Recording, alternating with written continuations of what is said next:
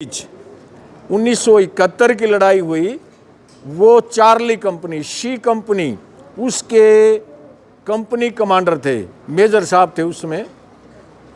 ज़बरदस्त युद्ध हुआ और उस युद्ध में उन्हें 20 गोलियों का एक बरस्ट उनके पेट में लगा करके, और वो अचेत हो गए, अचेत भी हो गए। भगदड़ मची हुई थी लड़ाई की, वो गुम भी घोषित हुए, यानी कि उनको मरा हुआ मान लिया गया था। और उनकी वीरता के उसमें उनके परमवीर चक्र विजेता, यानी कि वीरता का सबसे बड़ा पुरस्कार परमवीर चक्र उनको प्रदान करने की घोषणा की गई। ये पहला ऐसा सैनिक था जिसको जीते जी, क्योंकि उस समय तो उनको मान लिया था कि उनकी मृत्यु हो चुकी होगी जब घोषणा हुई, क्योंकि उससे पहले किसी को जीवित को ये परमवीर चक्र नहीं मिला था। तो ये पहले योद्धा थे जिनको जीवंत परमवीर चक्र मिला। 1973 ईस्वी में, उसमें मैं भी जाट कॉलेज का स्टूडेंट था। इनका जाट कॉलेज में विधिवत नागरिक अभिनंदन किया गया ग्राउंड के अंदर, बहुत बड़ा मंच लगा करके, क्योंकि वो कॉलेज के लिए एक शान की बात थी कि उनका एक विद्यार्थी परमवीर चक्र प्राप्त कर सम्मानित हुआ है, तो उनको वहाँ बहुत बड़ा सम्मान दिया गया था। हम भी उस समारोह को देखने में हाजिर थे। जब वो अपने पूरा वक्तव्य दे करके, सारी बातें हो करके स्टेज से नीचे उतरने लगे, तो हम युवा थे, 11th क्लास के स्टूडेंट थे, तो हमने उनके बिल्कुल नज़दीक जाके पूछा कि सर आपने तो बहुत कुछ बताया, लेकिन आपको कहाँ गोली कहाँ लगी? आप तो ठीक दिखाई दे रहे हैं, नहीं कहीं फेस पर आपको चोट है, नहीं कोई और कहीं चोट है। तब उन्होंने क्या किया, अपना कमीज उठा करके हमारे को दिखाया कि ये यहाँ पर मेरे पेट के अंदर 20 गोलियाँ इकट्ठी आकर के लगी थी, और उसके बाद हॉस्पिटल में मुझे होश आया था, मुझे नहीं पता था मैं कहाँ हूँ। तो आज एक ऐसे योद्धा का हम जन्मदिन मना रहे हैं जिन्होंने देश की आन बान शान के लिए अपना सर्वस्व न्यौछावर करने का बीड़ा उठाया था। और घायल होने के बाद भी उन्होंने अपने सैनिकों से कहा था कि पीछे नहीं हटना, क्योंकि आमतौर पर ये होता है कि भाई सेनापति घायल हो गया तो पीछे हट जाओ। उन्होंने कहा था पीछे कोई नहीं हटेगा, अंतिम सांस तक लड़ाई लड़ी जाएगी। और वो अंतिम सांस तक लड़ाई लड़ने के लिए योद्धा तैयार थे। उनके सैनिकों का हौसला बढ़ा, और भारत की आप सबको पता है उस युद्ध में जीत हुई। भारत ने पूर्वी पाकिस्तान को बांग्लादेश एक दूसरा राज्य के रूप में स्थापित किया, और उस जीत के साथ ही पूरे देश में जो है 16 दिसंबर को प्रति वर्ष विजय दिवस के रूप में मनाया जाता है। आप सबको पता है आपको विजय दिवस कब मनाया जाता है? बताओ बेटा, अभी मैंने बता तो दिया, नहीं बता? किसने सुना? बताओ। है? हाँ, 16 दिसंबर को। क्या नाम है बेटा आपका? महक। आ गया, एक मेडल ले गया भाई, इस बेटी को पहना।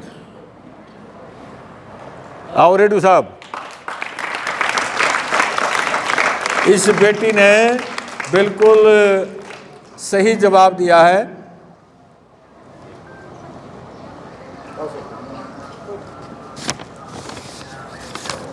आओ।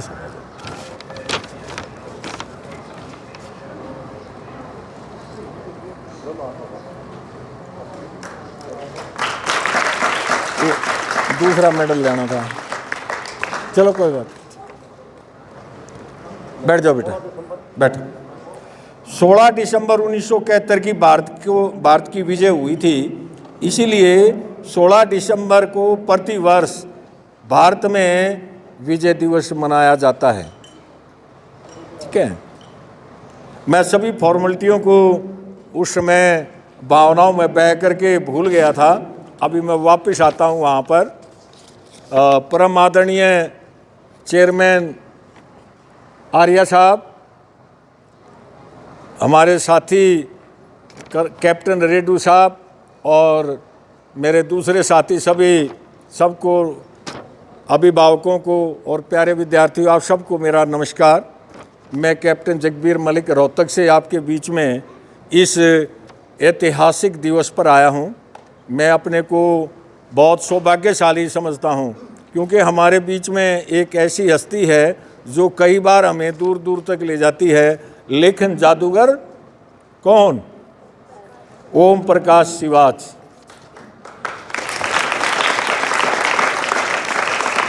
इन्होंने, ओम प्रकाश सिवाच ने लेखन में आप सबको ट्रेनिंग दे करके इतनी शानदार एक जैसी लिखाई लिखने के लिए आप लोगों को मोटिवेशन दी है, प्रेरणा दी है, सिखलाई दी है।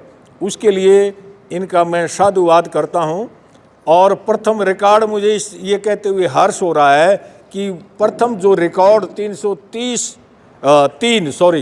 303 विद्यार्थियों के साथ जो पहला रिकॉर्ड इन्होंने बनाया था golden book of world record का, वो इसी स्कूल का था, आपके स्कूल का था, NS स्कूल का था। तो मेरे लिए ये घोषणा करते हुए खुशी की बात है कि आपके स्कूल में इनका पहला रिकॉर्ड बना। इसके बाद तो ये 10 रिकॉर्ड आज तक वर्ल्ड लेवल के बना चुके हैं लेखन के। एक जैसा लेखन बच्चों के सिखा करके 10 वर्ल्ड रिकॉर्ड बना चुके हैं। और इनकी इस समाज सेवा के लिए मैं इनको बार बार धन्यवाद, साधुवाद देता हूं कि ओम प्रकाश, इनका देखो सेना में जो इनका ट्रेड था वो था डॉक्टर का। डॉक्टर साहब तो चले गए, ये डॉक्टर थे, नर्सिंग असिस्टेंट थे। डॉक्टर के साथ जो होता है ना डॉक्टर, वो थे। लेकिन इनकी राइटिंग जो है डॉक्टरों की, आपको पता है, पुअर होती है। कैसी होती है? तो किसी ने इनको बोल दिया कि भाई आपका तो राइटिंग ऐसा है कोई पढ़ ही नहीं सकता। तो इन्होंने उसी दिन से ही प्रण किया कि मैं अपना राइटिंग बहुत अच्छा बनाऊंगा। और इन्होंने राइटिंग एक्सपर्ट से ट्रेनिंग ली और लेखन का वो हुनर इन्होंने दिखाया कि आज इस हुनर को हरियाणा, पंजाब, राजस्थान, उत्तर प्रदेश, हिमाचल प्रदेश, दूसरे प्रदेशों में भी जा कर के ये बांट रहे हैं। अभी एक हफ्ते के लिए राजस्थान जाने वाले हैं, बाड़मेर में। हमारे बीच में आज हैं, लेकिन 2-4 दिन के बाद में बाड़मेर जाएंगे एक हफ्ते के लिए। तो ये इतना अच्छा काम करे समाज सेवा का, मैं इनको भी साधुवाद देता हूँ। क्योंकि एक छोटी सी बात ने, किसी ने इनको कहा कि क्या आपका राइटिंग सुधर सकता है, उसी से इन्होंने प्रेरणा ली। कोई भी छोटी सी बात आदमी को बहुत कुछ सिखला देती है। कहते हैं कि एक कुम्हार एक बार जो है ना, मेला आने वाला था, वो मिट्टी का जो उनका देखा है, वो कुम्हार वो चलाता है, पाट चलाता है, उसके ऊपर बर्तन बनाता है वो। तो उसके दिमाग में ये था कि भाई मेला लग रहा है, अब या हमारे इलाके में तो सारे हुक्का पीने वाले हैं, चलो चिलम बनाता हूँ। तो उसने चिलम बनानी शुरू कर दी अपने चाक के ऊपर, उसको चाक बोलते हैं। तो जब वो चिलम बना रहा था, उसी समय वहाँ से एक साधु गुजर रहा था। उसने पूछा कि भाई क्या बना रहा है कुमार जी? तो उन्होंने कहा कि महाराज मेला आने वाला है, उसमें चिलम बहुत बिकेंगी, तो मैं चिलम बना रहा हूँ। तो बोला, अरे बावले, तू चिलम क्यों बना रहा है? तू सुराही क्यों नहीं बनाता? ठंडा पानी भरा जाएगा, खुद भी ठंडी रहेगी और औरों को भी जो इसमें से ठंडा पानी पिएंगे उनका जो है ना हृदय भी शीतल होगा। तू चिलम बना रहा है, ये तो खुद भी जलेगी और दूसरे को भी जलाएगी। तो कुम्हार का मन एकदम बदल गया और उसने उस चिलम को तोड़ करके वापस उससे क्या बनाई? सुराही बनाई। और वो सुराही आगे चल करके मेले में बिकी और उसने जो है ना ठंडा जल सबको पिलाया। तो कहने का मतलब ये है कि कोई भी एक छोटा सा विचार आपके हृदय में परिवर्तन ला सकता है। क्या ला सकता है? परिवर्तन ला सकता है। आप विद्यार्थी हैं और विद्यार्थियों का एक ही उद्देश्य होता है, केवल और केवल शिक्षा ग्रहण करना। शिक्षा प्राप्त करके अपना भविष्य उज्जवल करना। आपकी जड़ें तभी मजबूत होंगी जब आप मेहनत करेंगे। शिक्षा में, एजुकेशन में कोई शॉर्टकट नहीं है। आप शॉर्टकट समझें कि मैं ऐसे ही जीवन में शॉर्टकट मार के पास हो जाऊंगा, ऐसा संभव नहीं है। आगे चल करके भी फिर एजुकेशन के बगैर काम है नहीं। एक बार बहुत रात में तेज तूफान आया और तूफान में बड़े बड़े पेड़ धराशायी हो गए। अगले दिन जो है जब सूर्य देवता निकले तो उसने देखा कि जो छोटे पौधे थे जो गिरे नहीं थे वो क्या थे, घबराए हुए थे, उनका चेहरा पीला पड़ा हुआ था। सूर्य नारायण ने उनसे पूछा कि भाई आप इतने घबराए क्यों हैं? तो उन्होंने कहा महाराज आपने देखा नहीं, सब कुछ धराशायी हो गया, कुछ बचा ही नहीं। तो सूर्यदेव ने कहा लेकिन आप तो खड़े हो, आप तो खड़े हो। आप क्यों खड़े हैं? आपकी जड़ें मजबूत हैं। जिनकी जड़ें मजबूत होती हैं वो कभी गिरते नहीं। इसलिए अच्छी एजुकेशन, अच्छे स्कूल में आप पढ़ रहे हो, यहाँ इतना अच्छा बेस है, आपके पास आर्य साहब जैसे अच्छे इंस्ट्रक्टर हैं। ये सेना में भी रहे हमारे साथ में, बहुत अच्छे इंस्ट्रक्टर रहे हैं। आपके पास में इतनी अच्छी सुविधाएं हैं, इस स्कूल का नाम है।